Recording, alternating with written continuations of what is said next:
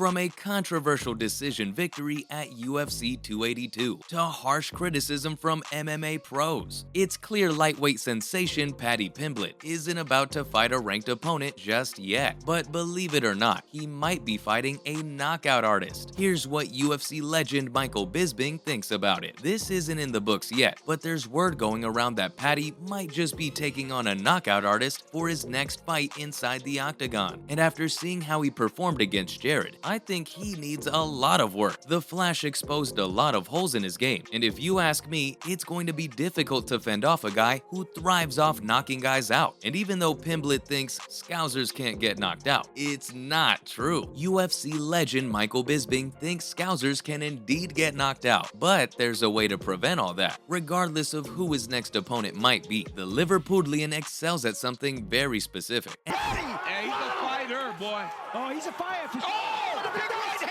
Oh, my goodness. On the ropes. The Paddy Pimblett has died. He is a fighter, boy. Debut. And as long as he's able to focus and use that advantage wisely, Bisping actually thinks Paddy could walk away with the victory, even if his next opponent is a knockout artist. He's got to fight off this double leg. This is a big moment here for Jan if he can secure this takedown. Because both guys have been damaging back and forth. So this stuff matters. These takedowns, this control time will matter because it's pretty even as far as strikes on the feet in this round so far. But what's the advantage? His grappling. Well, not exactly his grappling, but actually his jiu-jitsu. Believe it or not, Michael thinks Paddy is the best in the business when it comes to taking his opponents down from the back. Not only is he super inventive, but he's very explosive as well. He often ends up surprising his opponents with his unorthodox movements. So even if he is going up against someone who prefers to knock people out, it won't really be an issue as long as he's able to channel his strength. Oh, and I did some digging around. His next opponent might be Drew Dober. Bisping also talked about Dober, and if you ask me, I think this is going to be the perfect matchup for Paddy. Not only is it going to push his limits, but he'll also be fighting in unknown territory. Also, if you thought Gordon was his toughest opponent yet, wait till you see him square off against Drew. He might not be at the top of the division, but when it comes to his performance inside the cage, he's as experienced as they come. But then again, Bisping is right about grappling being the path to victory for the Liverpudlian. On the other hand, I think Paddy will need to make a lot of adjustments for Dober. For starters, he'll need to be much more careful. He can't go in the cage thinking it's going to be the same outing as his last 4 opponents, because just one mistake will end up costing him the fight. Even if Pimblett lets his guard down for a second, it's game over. Dober will catch him with a beauty to put him right to sleep. But yeah, like I said before, it's going to be his toughest fight yet. And if he's able to get a W, Uncle Dana will be left with no options. He'll have to match him up against a ranked opponent. Speaking to it, all the clinch and the grab.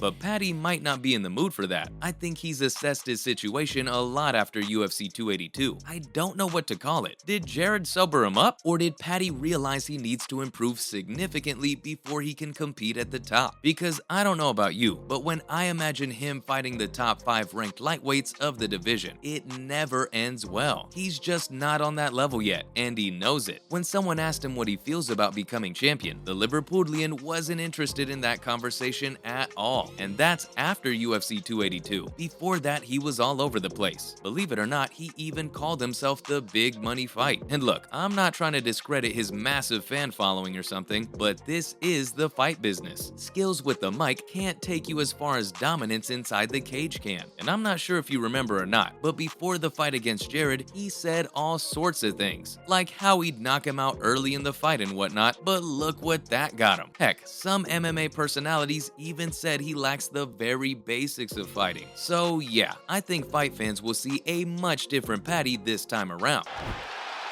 This could be it. So they've got one round. This is it. That's tight. He gets it. He gets the tap.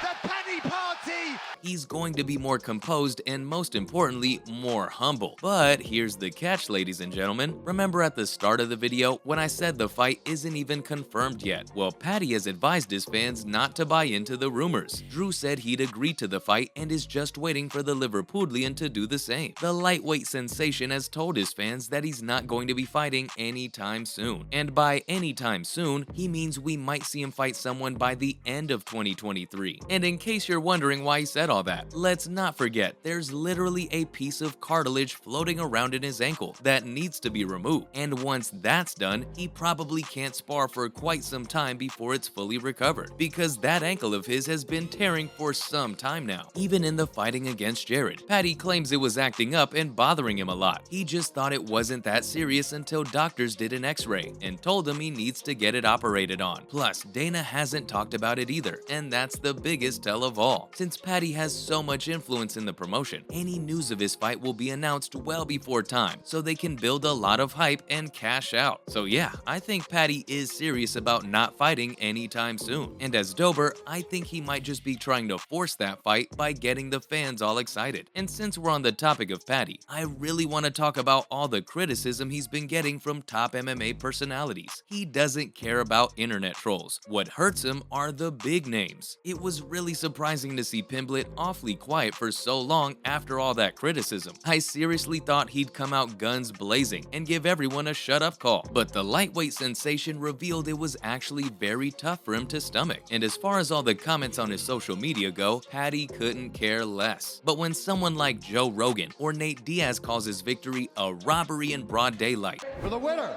by unanimous decision, Paddy